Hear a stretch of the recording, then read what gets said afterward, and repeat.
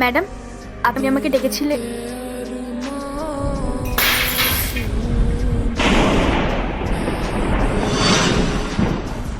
এই, তুই একজন সামান্য ড্রাইভার হয়ে তোর এত বড় সাহস হয় কি হয়ে ম্যাডামের সামনে বসে চা খাওয়ার? জিয়া, কি করছো তুমি? ওর উপরে তো চিৎকার করার কারণ কি? ও তো শুধু আমার সামনে বসে চা খাচ্ছিল। ও কি কোনো খুব বড় অন্যায় করে ফেলেছে?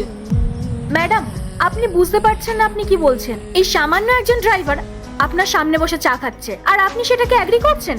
জিয়া, প্রথমত সবার সাথে কথা বলার একটা ধরন থাকে, আর সেটা তোমার শেখা উচিত। আর দ্বিতীয়ত, ও এই কোম্পানির কোনো সাধারণ ড্রাইভার না, ও এই কোম্পানির একজন কর্মী, একজন স্টাফ। আর হ্যাঁ, একটা কথা ভালো করে শুনে রাখো, আমার সামনে বসে ও চা খেয়ে এমন কোনো অন্যায় করেনি। ম্যাডাম, আপনি মালিক, আপনার একটা সম্মান আছে, একটা রেপুটেশন আছে, আর আপনি যদি এই সামান্য একটা ড্রাইভারের সামনে বসে চা খান তাহলে বাইরের মানুষ দেখলে সেটা কি ভাববে?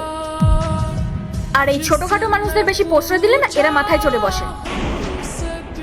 আর এই যে তুই, তোর কাজ কি এখানে বসে আড্ডা দেওয়া?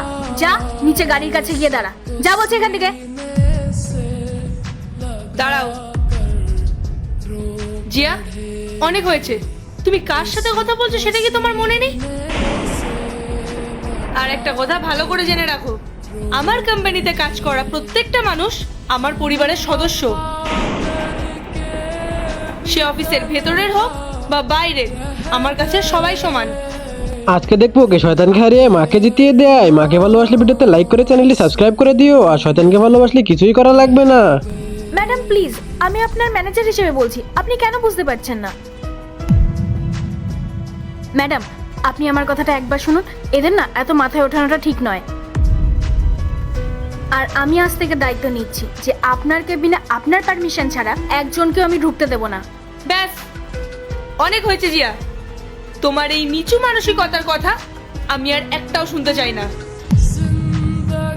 তুমি বারবার বলছো ওর কোনো যোগ্যতা নেই। আচ্ছা, তুমি আমাকে বলো তো তোমার যোগ্যতা ঠিক কি? মনে রেখো, তুমি আমার কোম্পানিতে কাজ করছো বলেই তোমার পরিচয়। আমি চাইলে এই মুহূর্তে তোমাকে আমার কোম্পানি থেকে বের করে দিতে পারি। আর আমি তোমাকে এই কোম্পানি থেকে বের করে দিলে তোমার এই তথাকথিত যোগ্যতা কোথায় যাবে সেটা ভেবে দেখেছো? ম্যাডাম, আপনি কি পাগল হয়ে গেছেন? আপনি একজন সামান্য ড্রাইভারের জন্য আপনার ম্যানেজারের সাথে এরকম ব্যবহার করছেন?